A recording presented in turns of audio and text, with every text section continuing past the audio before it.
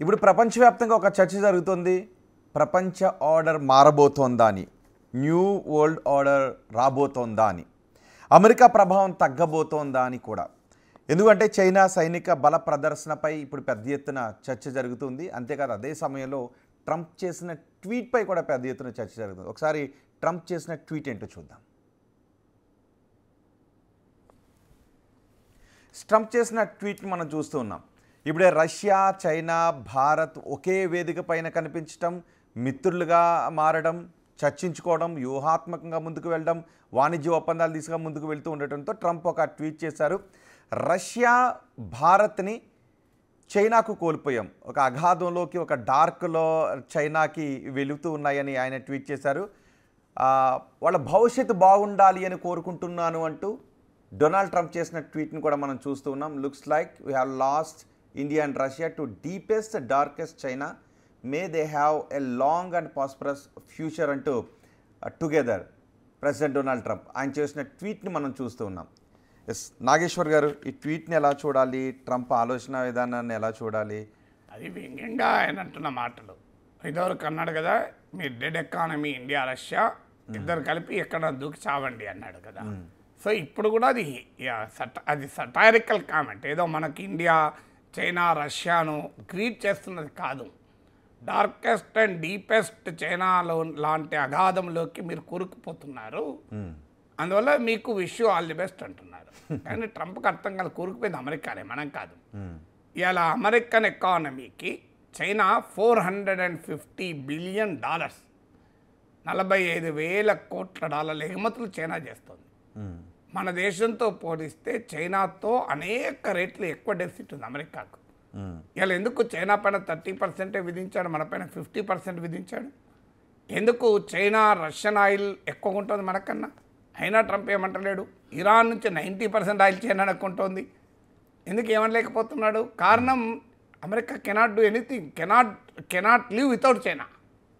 ఆ పరిస్థితి తెచ్చుకున్నాడు. దీనికి కారణం ఏంటంటే కిసింజర్ డిప్లొమసీ అని ఎర్లీ 70s కోల్డ్ వార్ పీరియడ్లో సోవియట్కు అమెరికాకు మధ్య ప్రపంచం చీడిపోయింది, పోలరైజ్డ్ పోటీ. అప్పుడు సోవియట్ యూనియన్ను ఏకాకి చేసేందుకు వ్యూహాత్మకంగా అమెరికా, చైనా కలవాలి అని హెన్రీ కిసింజర్ డిప్లొమసీ. అది కిసింజర్ అన్న మాటలు అది. సో ఆ కిసింజర్ ఆ మాట అన్న తర్వాత ప్రెసిడెంట్ నిక్సన్ చైనాకి వెళ్ళారు. చైనాను అమెరికాను కలపడంలో ఆ రోజు పాకిస్తాన్ కీలక పాత్ర పోషించింది. అందుకే అమెరికా పాకిస్తాన్ పైన ప్రేమ. సో అప్పుడు ఆ రకంగా స్టార్ట్ అయినటువంటి రిలేషన్స్ కాస్త చైనా హ్యాస్ యూజ్డ్ అమెరికా ఈ దశకు యూజ్ చేసుకుంది. దాంతో ఇవాళ చైనా మార్కెట్లో, అమెరికా మార్కెట్లో మొత్తం చైనా వస్తువులే. సో ఆ సిచ్యువేషన్ అంటే అందుకే అమెరికాకే అనుభవం ఉంది. డార్కెస్ట్ అండ్ డీపెస్ట్ చైనా అగాధంలో కూరుకుపోయింది అమెరికా. సో ఇక అందువల్ల ట్రంప్కి అర్థం కావాలి, అది మనం కాదు కూరుకుపోయింది. ఇండియా చైనాతో రిలేషన్స్ ఉంటుంది, అమెరికాతో ఉంటుంది, రష్యాతో ఉంటుంది. మనమేమి ఏ అగాధంలో కూరుకుపోయేంత మరుగుజ్జలం కాము. India is the founder of the non aligned movement. మన ప్రభుత్వాలు అడపాదడపా తప్పుడు నిర్ణయాలు తీసుకోవచ్చు, కానీ ఇండియా ద నేషన్ ఇది వెరీ స్ట్రాంగ్ నేషన్. వేల సంవత్సరాల దండయాత్రల్ని, విదేశీ పాలనలను ఎదిరించి నిలబడ్డ గొప్ప దేశం ఇది. అందువల్ల ఈ దేశాన్ని మీరు కావాలనుకున్న అగాధంలో తోయలేరు. అంటే అమెరికా అగాధంలో ఇప్పటిదాకా పడ్డావు, ఇప్పుడు చైనా అగాధంలో పడుతున్నావు అనేది ట్రంప్ బాధ ఇండియాకు. ఎందుకంటే హెన్రీ కిసింజర్ ఒక మాట అన్నాడు, to be adversarial to United States is dangerous, to embrace US is lethal అన్నాడు. ఇది హెన్రీ కిసింజర్ అన్నమాట, నేనన్నమాట కాదు. అంటే అమెరికన్ ఫారిన్ పాలసీ పండితులు, to be adversarial to US is dangerous. అమెరికాకు శత్రువుగా ఉంటే ప్రమాదకరం, అమెరికాకు ప్రత్యర్థిగా ఉంటే ప్రమాదకరం. ఇక మీరు అమెరికాను కౌగలించుకుంటే అత్యంత ప్రమాదకరం అది. అందుకే ఇప్పుడు problem with Indian foreign policy, నేను ఇంతకుముందు కూడా అంటున్నది అది. ఇండియన్ ఫారిన్ పాలసీ ఏమైందంటే ఉంటే డేంజరస్కి వెళ్ళాం, లేదా లీతల్కి వస్తున్నాం. సో హెన్రీ కిసింజర్ ఉపదేశాన్ని మనం పాటించాలి. టు బీ అంతకుముందు ఎక్కడ పోయాం, టు ఎంబ్రేస్ యుఎస్.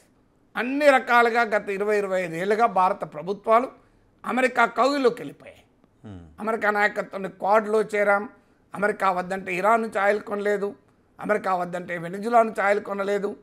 ఇప్పుడు ఈ మధ్యకాలంలో అయితే అమెరికా ఇరాన్పై దాడి చేసినా మాట్లాడడం, ఇజ్రాయెల్ గాజాపై దాడి చేసినా మాట్లాడడం, వెళ్ళి అమెరికా కౌగిల్లోకి వెళ్ళిపోయాం. అది లీతల్, అత్యంత ప్రమాదకరం అని చెప్పి నువ్వు అమెరికాతో అడ్వర్సరీగా ఉండడం కూడా ప్రమాదకరమే. Can India live without America? ఇవాళ మీకు 50% వస్తువులపైన ట్యాక్స్, రేపు కనుక సాఫ్ట్వేర్ పైన ట్రంప్ ట్యాక్స్ వేసాడు అనుకో, ఎంత ప్రమాదకరం అది ఇండియాకు. అందువల్ల అమెరికాతో ఏదో ఘర్షణ పడమని నేను చెప్పడం లేదు. అమెరికాతో ఘర్షణ పడు, అమెరికాకు లొంగిపోకూడదు, అమెరికాతో ఘర్షణ పడకూడదు.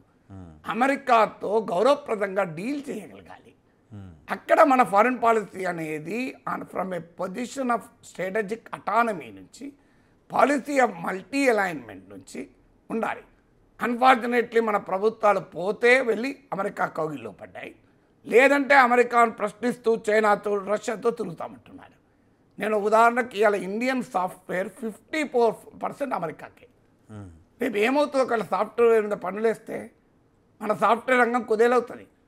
ఎన్ని వేల మందికి ఉద్యోగాలు పోతాయి. దీని ఇంపాక్ట్ ఎంత ఘోరంగా ఉంటుంది. ఇంతవరకు ట్రంప్ వేయలేదు ఫార్చునేట్లీ, కానీ వేస్తే ఎలాంటి ప్రభావం ఉంటుంది ఆలోచించాలి కదా. ఇప్పుడు రొయ్యల మీద వేస్తేనే మన గోదావరి జిల్లాలో ఆక్వా రంగం తలకిందవుతుంది. రొయ్యల పైన అంత ప్రభావం ఉంటే సాఫ్ట్వేర్ పైన ఎంత ప్రభావం ఉంటుంది. కానీ మన ఫారిన్ పాలసీలో ఉన్న లోపమే అది. అంటే ఉంటే అమెరికా అగాధంలో పడతావు, లేదా చైనా అగాధానికి పోతావా. చైనాతో కనుక నిజంగానే ఒక దశ దాటితే మన చైనాతో కూడా మంచిది కాదు. ఎందుకంటే ఇండియా చైనా ట్రేడ్ పెరిగినప్పుడల్లా మీరు గమనించండి, ఇండియాకే డెఫిసిట్ పెరిగింది. ఎందుకంటే కంపారిటివ్ అడ్వాంటేజ్ చైనాకు ఉంది, మనకు లేదు. కంపారిటివ్ అడ్వాంటేజ్ మనకు పెంచుకునేంత వరకు ఇండియా చైనా ట్రేడ్ పెరుగుతున్న కొద్దీ చైనాకు బెనిఫిట్, ఇండియాకు నష్టం అని చెప్పి చైనాతో ట్రేడ్ జరపాల్సింది. అంటే క్యాలిబ్రేట్ చేసుకుంటూ ఉండాలి, కంపారిటివ్ అడ్వాంటేజ్ పెంచుకుంటూ ఆ మేరకు ట్రేడ్ పెంచుకోవాలి. అందువల్ల హెన్రీ కిస్సింజర్ అన్నట్లు ఒకప్పుడు మనము వి ఎంబ్రేస్ యుఎస్, ఇప్పుడు we want to be adversarial to US. Trump అదే కోరుకుంటున్నాడు. ఇంతకాలం మా అగాధంలో పడవా, ఇప్పుడు చైనా అగాధంలో పడకు అంటున్నాడు. మన ట్రంప్కి చెప్పాలి, అయ్యా మేము ఏ అగాధంలో పడము, మా అగాధంలో మీరు కూడా పడకండి. Let us have respectable relationship. అయినా ఇవాళ ట్రంప్ ఇండియా, భారత్, చైనాకు, రష్యాకు దగ్గర కావటానికి కారణం కూడా ట్రంపే కదా. ఇప్పుడు ట్రంప్ మీకు హైయెస్ట్ టారిఫ్లు BRICS, Brazil, Russia, India, China, South Africa. ఇందులో బ్రెజిల్ పైన 50%, ఇండియా పైన 50%, చైనా పైన 30%, రష్యా పైన ఇక మీకు చెప్పాల్సిన అవసరం లేదు. ఇది విధించాకనే కదా. బ్రిక్స్ అంటే మా ఒంటికాల మీద లేస్తాను ట్రంప్. సో అందువల్ల ట్రంప్ స్వయంకృతాపరాధం. అమెరికా వదులుకుంటే if you don't want us, what can we do? Okay, దానికి ఆన్సర్ ట్రంపే చెప్పాలి. సో ఇప్పుడు పరిణామాలు చూస్తుంటే న్యూ వరల్డ్ ఆర్డర్ రాబోతుంది అనే చర్చ జరుగుతుంది. న్యూ వరల్డ్ ఆర్డర్ రాబోతుందా? ఆంటోనియో గ్రామ్సే అనే ఒక సామాజిక శాస్త్రవేత్త అంటాడు, the old order has not gone, the new order has not come yet, is the world passing through the age of monsters అన్నాడు. ఇప్పుడు అది అంటే కొత్త యుగం, పాత యుగం పోలేదు, కొత్త యుగం రాలేదు. అందువల్ల మాన్స్టర్స్, భయంకరమైన మనుషుల పరిస్థితుల ద్వారా పయనించాల్సి వస్తుంది ట్రంప్ లాంటి వాళ్ళ ద్వారా. సో అందువల్ల వీళ్ళ ఇది ఓల్డ్ ఏజ్ పోలేదు, న్యూ ఏజ్ రాలేదు. కానీ ఈ ఏజ్కి తగ్గట్టుగా మనం రియాక్ట్ అవుతూ ఉండాలి. ఏజ్ అయితే డెఫినెట్గా ఏజ్ ఆఫ్ మల్టీపోలారిటీ. అంటే ఏకధ్రువ ప్రపంచము కాదు ఇది. ఏ ఒక్క దేశము డామినేట్ చేయకూడదు. ఈ యుగంలో మనము స్ట్రాటజిక్ అటానమీ, వ్యూహాత్మక స్వయం ప్రతిపత్తి, ఓ ఇండిపెండెంట్ ఫారెన్ పాలసీ, స్వతంత్ర విదేశాంగ విధానము, ఎవరి కౌగిల్లో ఒదగకూడదు. అది అమెరికా కానీ చైనా కానీ. అదే సమయంలో ఎవరిని శత్రువుగా చూడాల్సిన అవసరం లేదు. అది అమెరికా కానీ చైనా కానీ. There are no permanent friends, there are no permanent enemies.